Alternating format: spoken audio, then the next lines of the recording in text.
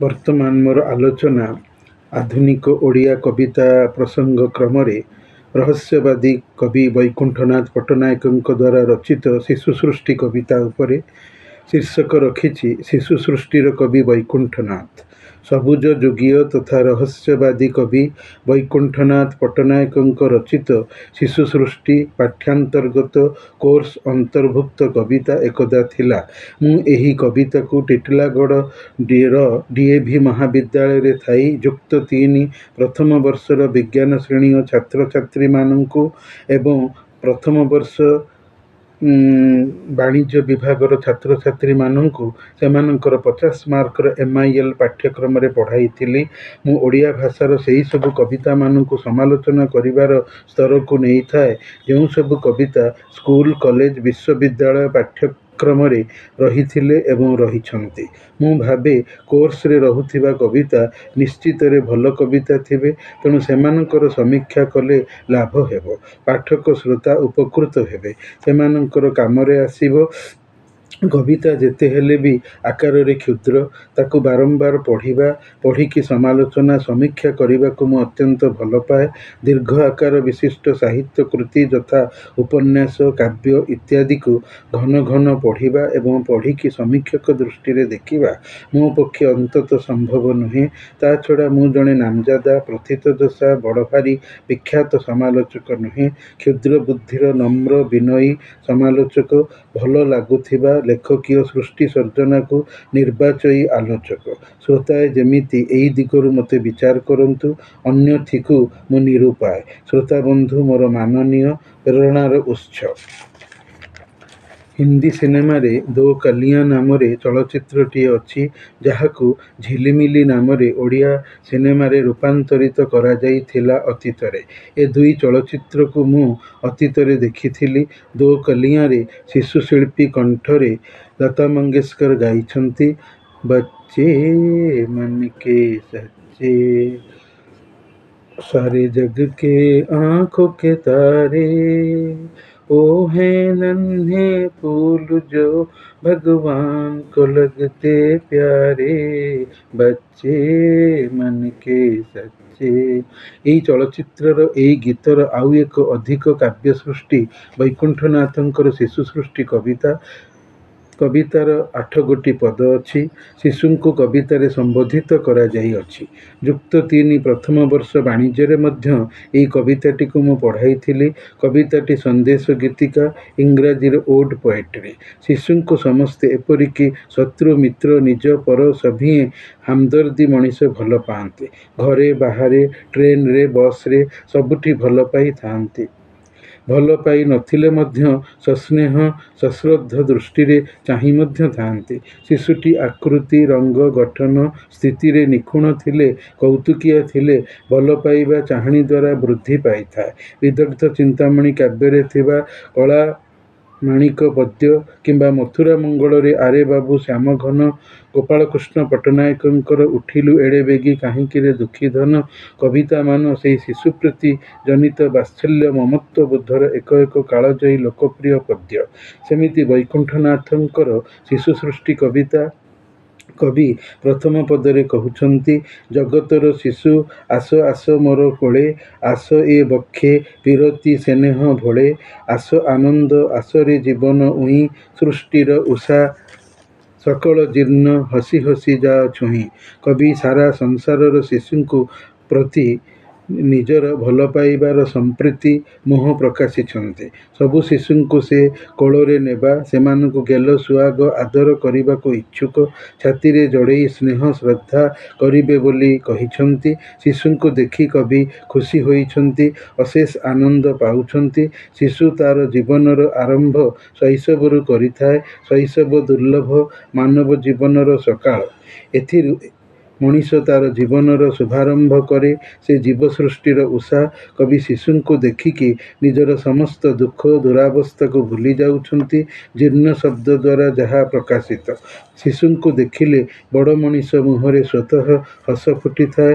ଶତ୍ରୁ ପକ୍ଷର ପିଲା ହେଲେ ମଧ୍ୟ କ୍ଷଣିକ ପାଇଁ ହୋଇଥାଉନା କାହିଁକି ମଣିଷ ହସି ଦେଇ ଖୁସି ହୁଏ, ଅର୍ଥାତ୍ ଶିଶୁ ଆନନ୍ଦର ଉତ୍ସ। ଦ୍ୱିତୀୟ ପଦରେ କବି କହୁଛନ୍ତି ସେହା ସେ ବିକଶେ ସୃଷ୍ଟିର ଲୀଳା ଲୀଳା ପଦ୍ମ। ସେ ଭାରତୀ ମାନେ କଥା ଶୁଣି ମରଇ ମିଥ୍ୟା ଛଦ୍ମ। ମରଣ ମରଇ ଅସ୍ଥିର ପଦ ପାତେ, ଜୀବନ ନିତ୍ୟ ମନ୍ତ୍ର ଅମର ଗାଅ ମଙ୍ଗଳ ପ୍ରାତେ। ଶିଶୁର ହସରେ ଫୁଲ ଫୁଟେ, ଶିଶୁର ଗୁଲୁଗୁଲୁ କଥା, ଦରଟି ଭାଷା ଅତି ଛୋଟ ଶିଶୁର କଣ୍ଠସ୍ୱର ଓ ଆ ସ୍ୱରଧ୍ୱନି, ହାତ ଗୋଡ଼ ହଲାଇ ଖେଳିବା ସମୟର ସ୍ୱର ମାଧୁର୍ଯ୍ୟ ଦେଖିବା ଶୁଣିବାକୁ ଭଲ ଲାଗେ। ଶିଶୁ ପାଖରେ ଛଳନା ପ୍ରତାରଣା କରିବାକୁ ମନ ଚାହେଁନା, ଯେହେତୁ ଶିଶୁ ନିରୀହ ନିଷ୍ପାପ ଅବୋଧ ଭେଦାଭେଦ ଶୂନ୍ୟ। ମୃତ୍ୟୁ ମଧ୍ୟ ଶିଶୁକୁ ଦେଖି କିଛି ସମୟ ରହିଯାଏ। ଶିଶୁ ଜୀବନ ବଞ୍ଚିବାର ପ୍ରେରଣା। ଜୀବନ ଶିଶୁ ପାଖରେ ନିତ୍ୟ ସବୁଦିନର। ସେ ମରିବା ଜାଣେନା। ବଡ଼ଲୋକ ଜୀବନର ଦୁଃଖ କଷ୍ଟ ଦାବଦହନ ସହି ନ ପାରି ମରିବାକୁ ଚାହେଁ, ହେଲେ ଶିଶୁ ନୁହେଁ, କାରଣ ସେ ଅବୋଧ। ଜୀବନ ମୃତ୍ୟୁର ଜ୍ଞାନ ଶିଶୁ ପାଖେ ନଥାଏ। ଜୀବନର ସେ ସକାଳ ଆରମ୍ଭ, ଶୁଭର ସଂକେତ।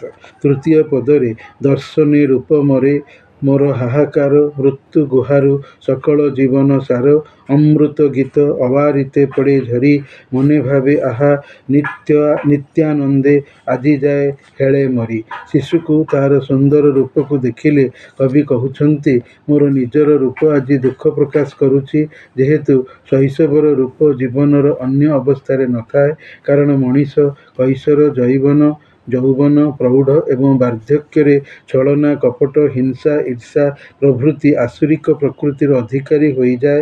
ବୁଝିବାର ବୟସର ହୋଇଯାଇଥିବା ହେତୁ ଶିଶୁକୁ ଦେଖି କବି ମୃତ୍ୟୁକୁ ତୁଚ୍ଛ ଅସାର ମନେ କରୁଛନ୍ତି।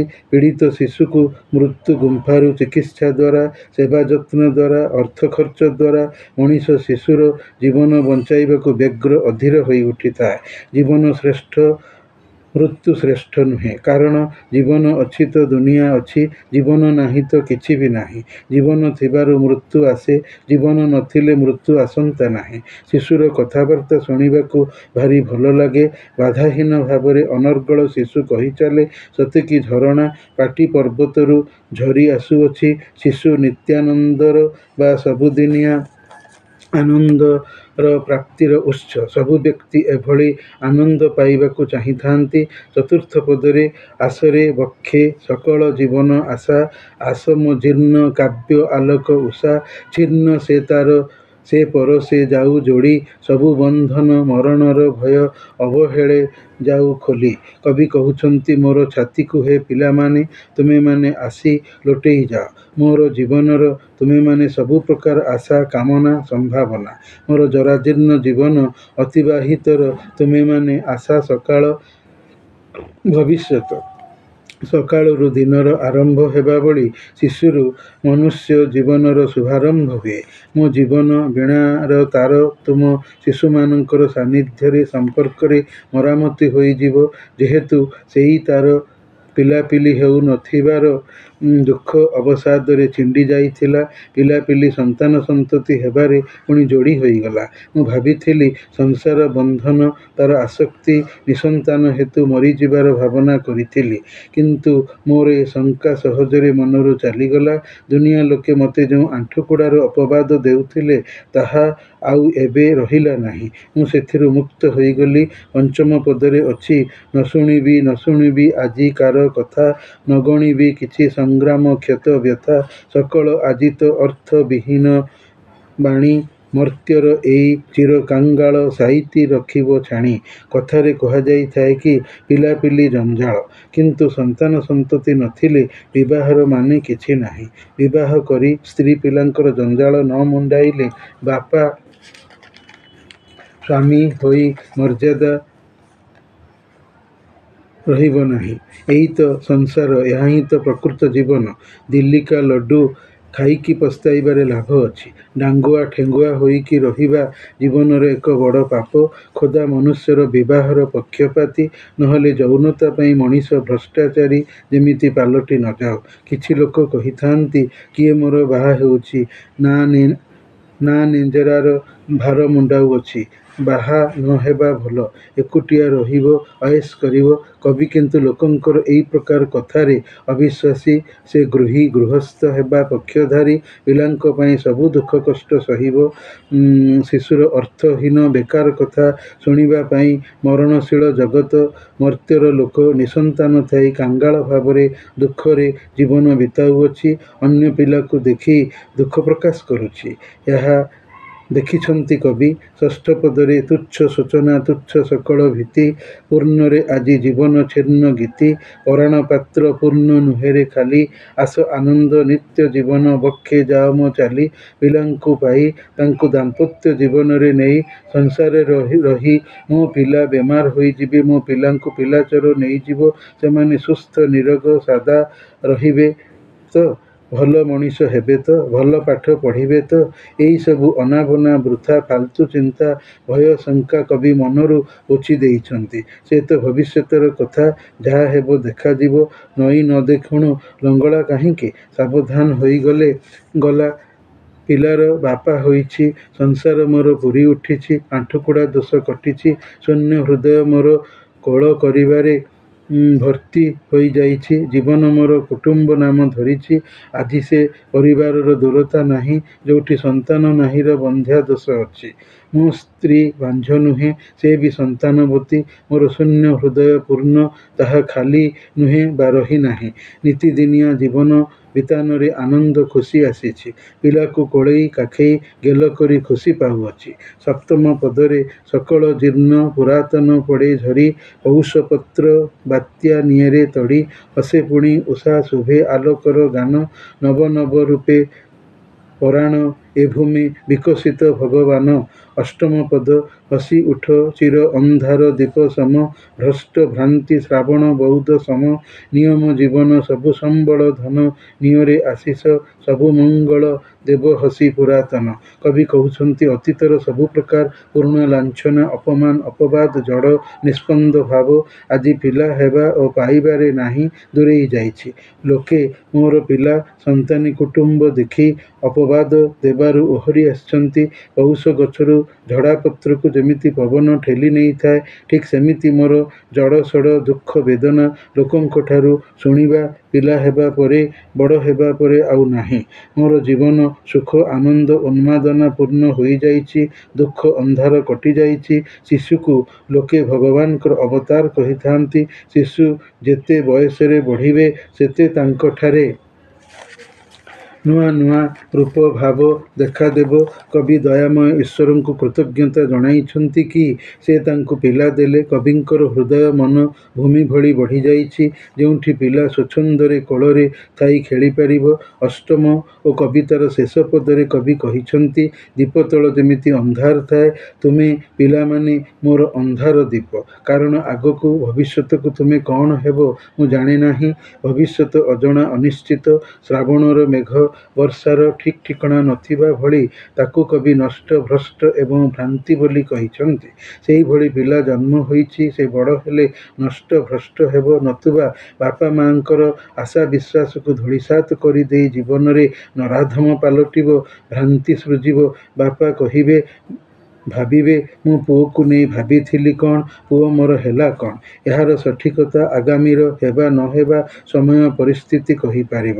ତଥାପି ବାପା ହୋଇଛନ୍ତି ଯେତେବେଳେ ସେ ଜୀବନର ସବୁ ସ୍ନେହ ଶ୍ରଦ୍ଧା ଶ୍ରମ ଓ ଧନ ପୁଅ ପାଇଁ ପିଲାପିଲିଙ୍କର ଜୀବନ ଧାରଣ ନିମିତ୍ତ ବିନିଯୋଗ କରିଦେବେ। ପିଲାପିଲିଙ୍କୁ ଆଶୀର୍ବାଦ କରି ମନରେ ଏଇ ଆଶା ରଖିବେ କି ପିଲାଙ୍କର ଜୀବନ ଭଲ ସୁମହତ୍ ମଙ୍ଗଳମୟ ହେଉ। ଅତୀତରେ ଯେଉଁ ଶିଶୁର ରୂପ ଆକୃତି ଅବୋଧ ନିଷ୍ପାପ ବ୍ୟବହାର ଯୁକ୍ତ ଥିଲା, ଯାହାକି ପିଲା ବଡ଼ ହେବା ପରେ ପୁରୁଣା ହୋଇଯାଇଛି, ସେକଥା ଏବେ ଭାବିବା ମୂଲ୍ୟହୀନ। କବିତାଟି ଦୁର୍ବୋଧ୍ୟତାରେ ବାନ୍ଧି ହୋଇ ରହସ୍ୟବାଦର ଝଲକ ଦିଏ। ବୁଝିବାରେ କଠିନ ମନେ ହୁଏ, ତେବେ ଆନୁମାନିକ ଅର୍ଥ ନିଷ୍କାସନ କରି ବୁଝିବା ନ ବୁଝିବା ମଧ୍ୟରେ ନିଜର କଳ୍ପନା ସହିତ ସାଲିସ କରାଯାଇଅଛି। ଏକ ଫୁଲ ଦୋ ମାଲି ହିନ୍ଦୀ ସିନେମାରେ ଏକ ଗୀତଟିଏ ଅଛି, ତୁଝେ ସୂରଜ କହୁଁ ୟା ଚନ୍ଦା, ତୁଝେ ଦୀପ କହୁଁ ୟା ତାରା, मेरा नाम करेगा रोशन जग में मेरा राज दुलारा। मैं कब से तरस रहा था, मेरे आंगन में कोई खेले, नन्ही सी हंसी के बदले मेरी सारी दुनिया ले ले। तू मिला तो मैंने पाया जीने का नया सहारा। मेरे मेरे बाद भी इस दुनिया में जिंदा मेरा नाम रहेगा। जो भी तुझको देखेगा तुझे मेरा लाल कहेगा। तेरे ही रूप में मुझको मिल जाएगा जीवन दोबारा। आज उंगली थाम के तेरी तुझे मैं चलना सिखलाऊं। कल हाथ पकड़ना मेरा जब मैं बूढ़ा हो जाऊं। मान्ना दे गीतटी गाइछन्ति। तेणु ओडिया हिंदी सिनेमा रे मध्य किछि शिशु चलचित्र गीत अच्छी। तेणु ताकू देखिकी बोधे कवि वैकुंठनाथ ये शिशु सृष्टि कविता लिखि थाई पारंती।